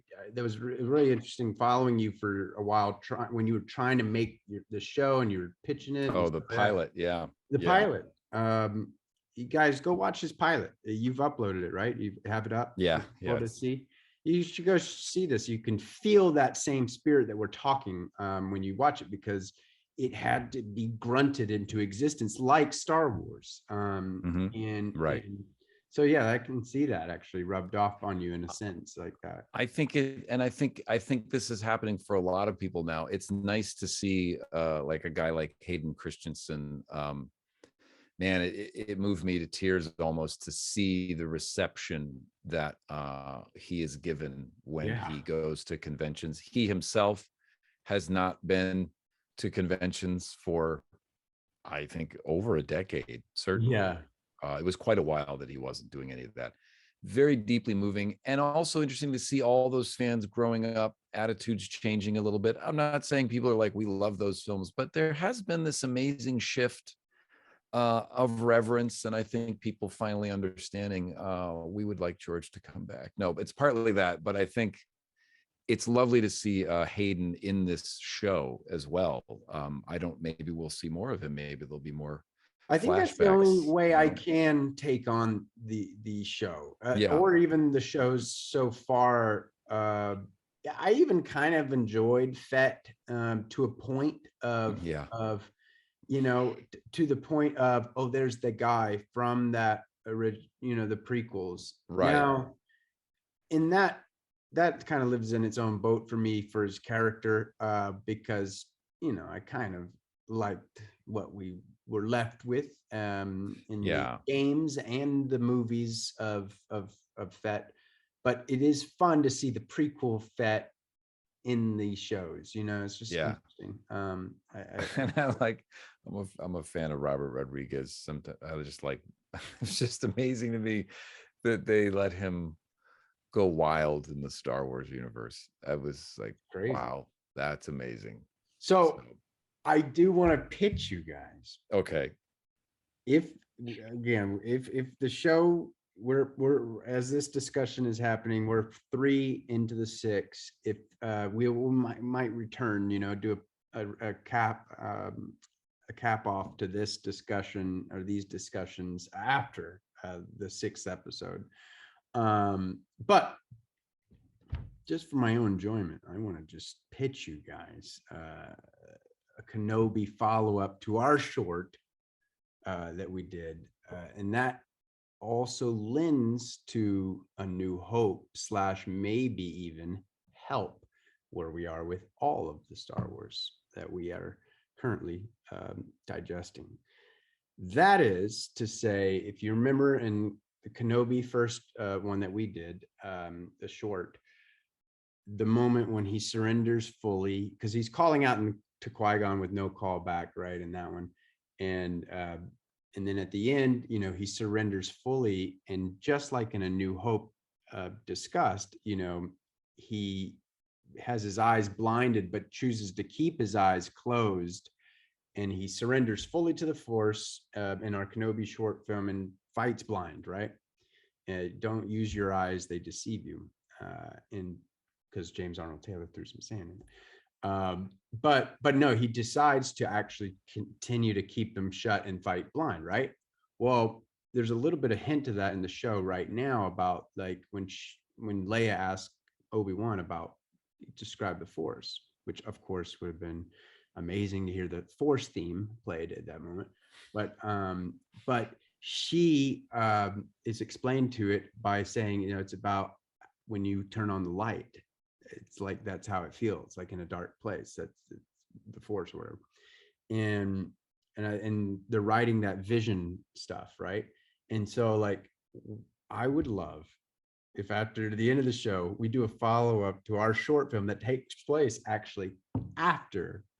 I assume that the show will end around the same era it started, and I'll have to age up a little bit, but we do a short where Kenobi is going through these dreams, unsettled, business with Vader on Tatooine in his brain. Like there's almost Dagobah cave vibes, right? Where like he's learning a lesson, and he fights Vader over and over and over and over again in this dreamy sequency thing, right? And each time gets him, kills him, but still unrest, right?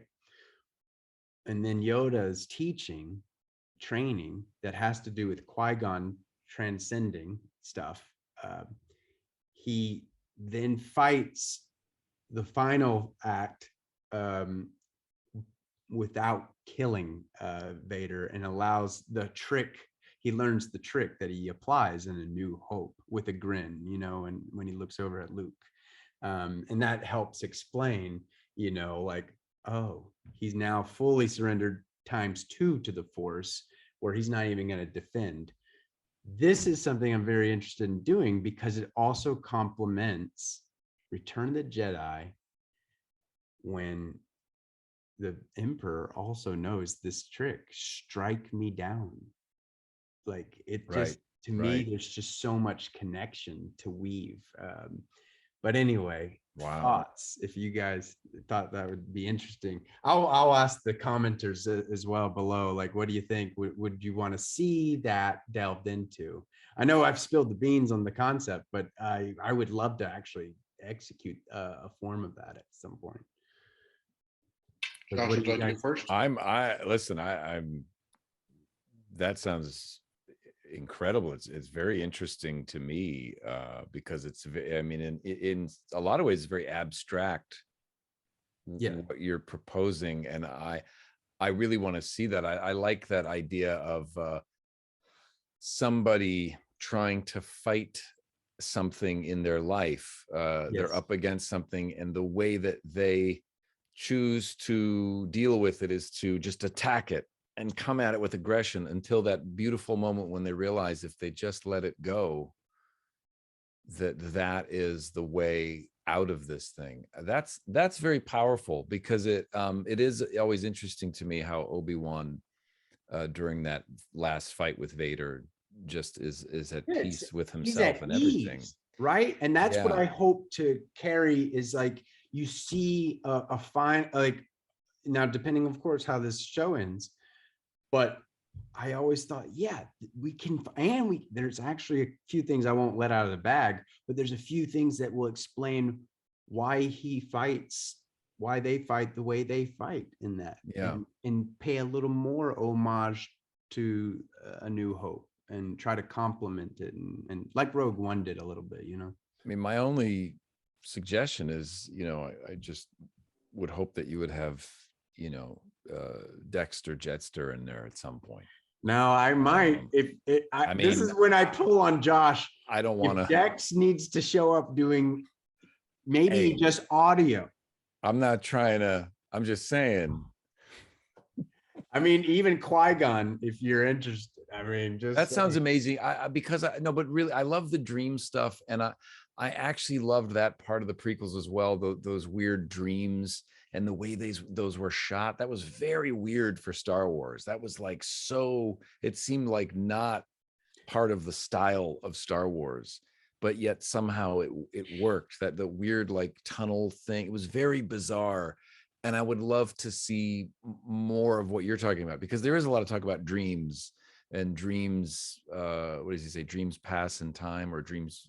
Does it to Anakin when they're talking on the balcony. And there's a lot of haunting. Jedi seem very, very haunted. They have to sort of let go of all these things. And that would be what this is very haunted, but there's also, I almost want to do a shot on a Dagobah ground. Literally, you wouldn't do anything to tell the audience what's going on, or even further. You'd have to almost be a real deep fan. But we would cut to, like, it's Yoda really kind of stirring a pot about like how to lead him into learning the trick. And I wouldn't even show Yoda. I would just see that little, remember in Empire when he's stirring the ground with his little stick? Yeah. I would cut to a moment where you just see the stick as being like, his little staff is like, wow, stirring the moment, if you will, the lesson. That's anyway. Really, that's beautiful, man. That really taps into what the mysticism of it all. That was, you know, the lesson in the cave, and why was Obi-Wan able to speak to Luke through the Force? Well, because he learned it from, you know, Yoda, who told him to talk to Qui-Gon, and he learned it. That's very interesting to me. I think that's beautiful. I would like to see that. Cool.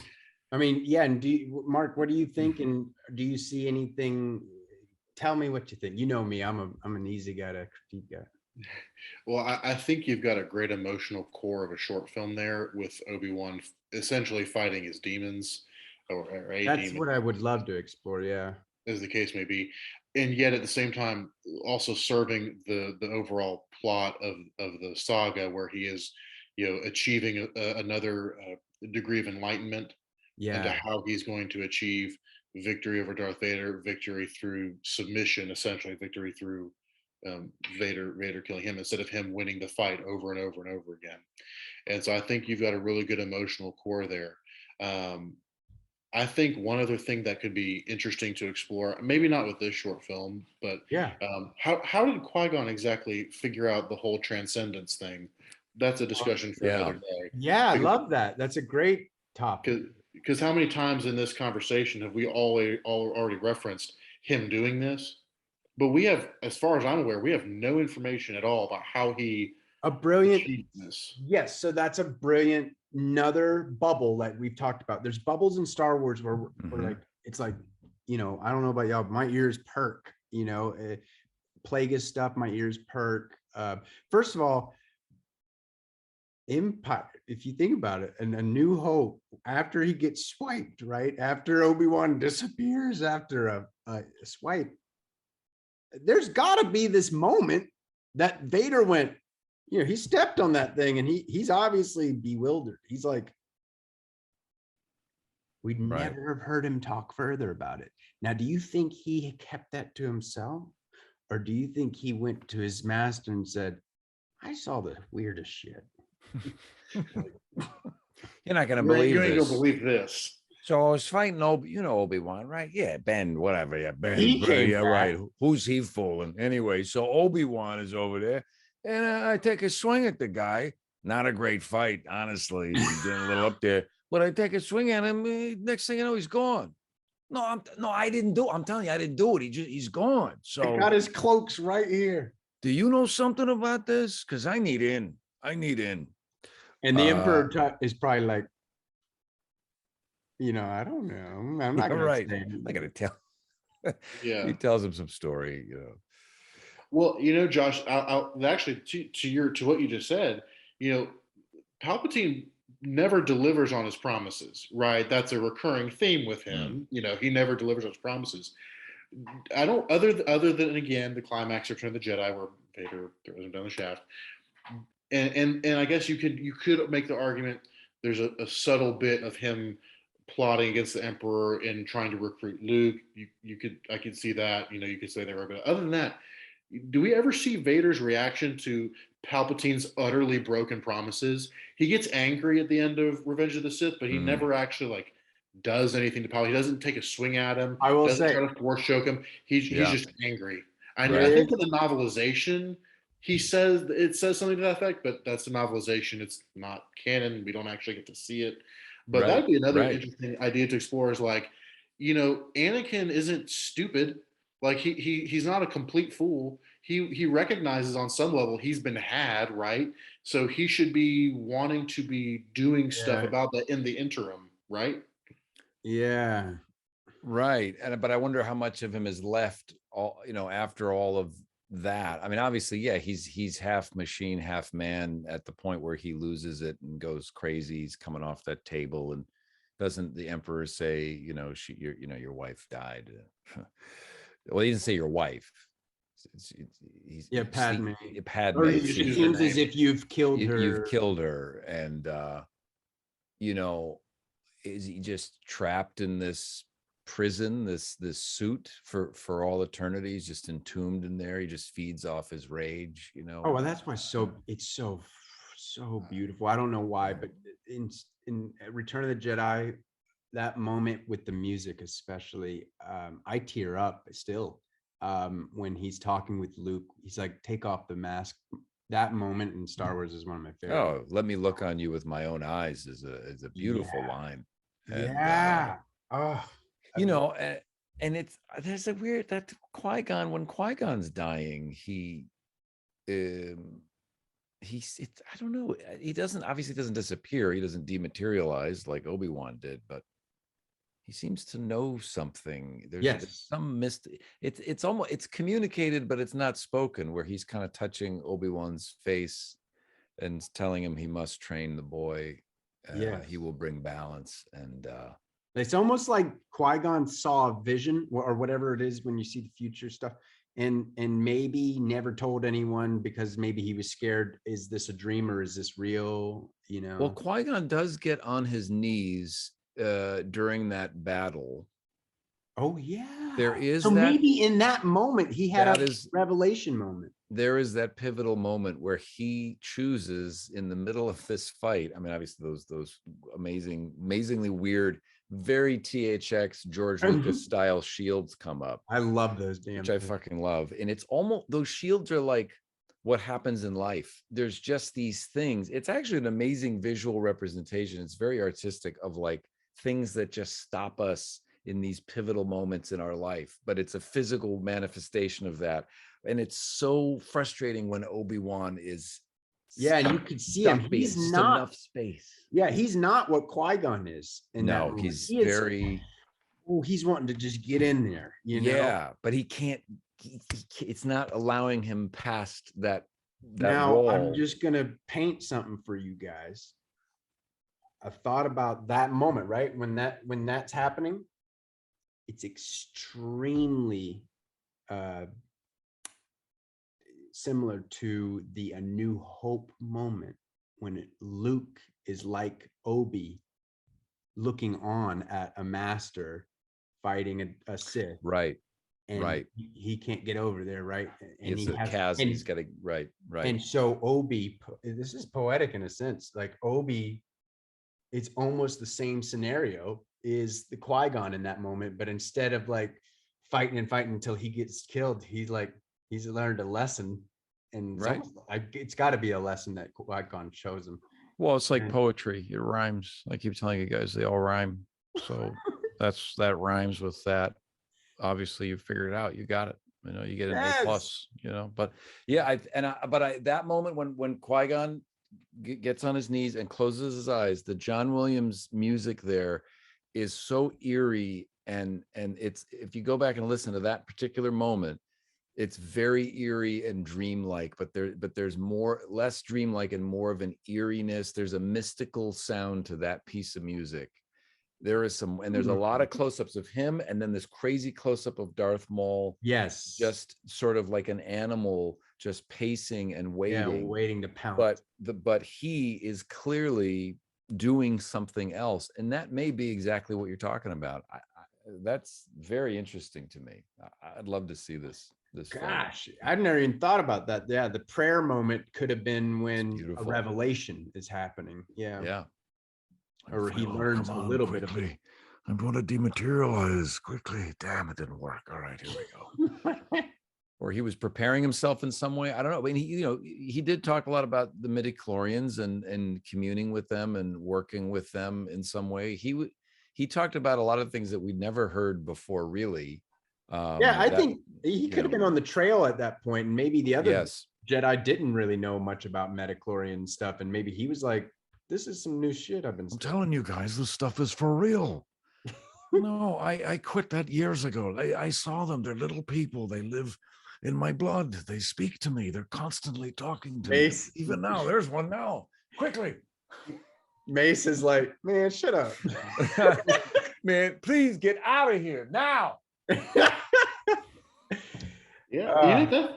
See, again, more bubbles, but that's a great element, because Obi-Wan makes it very clear that Qui-Gon, from an ability standpoint, should have been on the council. But in some matter of doctrine or not theology, forceology, whatever, he's out of step with the rest of the Jedi Council in some matter. And I think it's also not unreasonable to infer that his being out of step is exactly why he was the one to unlock that ability.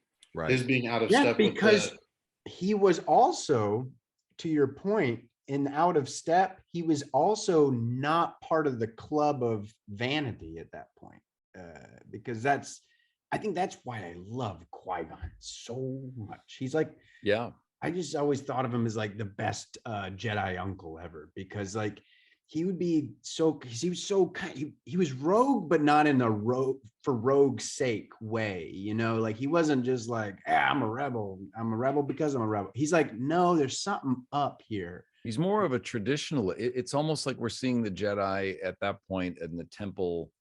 They've made up their own their new rules, and this is the way we do things now, Qui-Gon. And he's sort of gone off and found another avenue, something new, another door opened. That's really interesting. But Yoda was on board because he later tells Obi-Wan that he's figured out the way. So, and I think Qui-Gon knew Yoda was probably going to be the only one like willing to like give him a shot at kind of being like, hey, you get me now, yeah That's amazing. Well, you guys you've really made these films even better than I intended them to be. I appreciate that. This has been an absolute joy. Thanks, man. This has been awesome, and thank you for joining and having the conversation that we obviously would have anywhere, but we actually got to make a time for it. And anyways, thank you. This is really cool. And Mark, it was great to meet you, Mark. I didn't realize you guys were childhood buddies. So that's like very moving. I sad. I had my childhood friend, he passed away unfortunately last year, a long battle with cancer. But I only mention that because having friends like that for this long is so important, and it's cool that you guys make stuff together, because that's what we did. And so it's so nice to hear that. It's very moving to me. This is special. That conversation, I really believe what we're talking and how we're talking it. I wanted this specific group because we're all different walks and different inputs. And so in different, but it's good. It's respectful. I mean, there's obviously, we talk about things we don't like and we like, but it's also we know what we're talking about. We've read a few books and seen a few things, so it's a good, interesting perspective. And what I love is that we are now leaving on our high note of our what we love. We love George and what it means to us, Star Wars, and why we are even talking about it right now. Well, thank you guys. I didn't think my head could get any bigger, but now it's going to burst. So I appreciate that. I've heard Dave Filoni, I believe I can't remember if he's quoting George or if it was just something George imparted to him, is that Star Wars should uplift people. I think if really anybody has a discussion on Star Wars and it makes you feel worse than when you started, something has gone awry at some point. Which is most of the stuff I see online. Well, and that is a lot of guys really upset. Yes, but hopefully, I think what we're doing right now is serving the earlier purposes. Yeah, absolutely. That's what I'm excited about, and it fuels me to keep chatting about it. But it's great. All right, gentlemen, this has been wonderful. All right, guys, I'm gonna go play with my $5 goober fish, if you don't mind. I would love to see that thing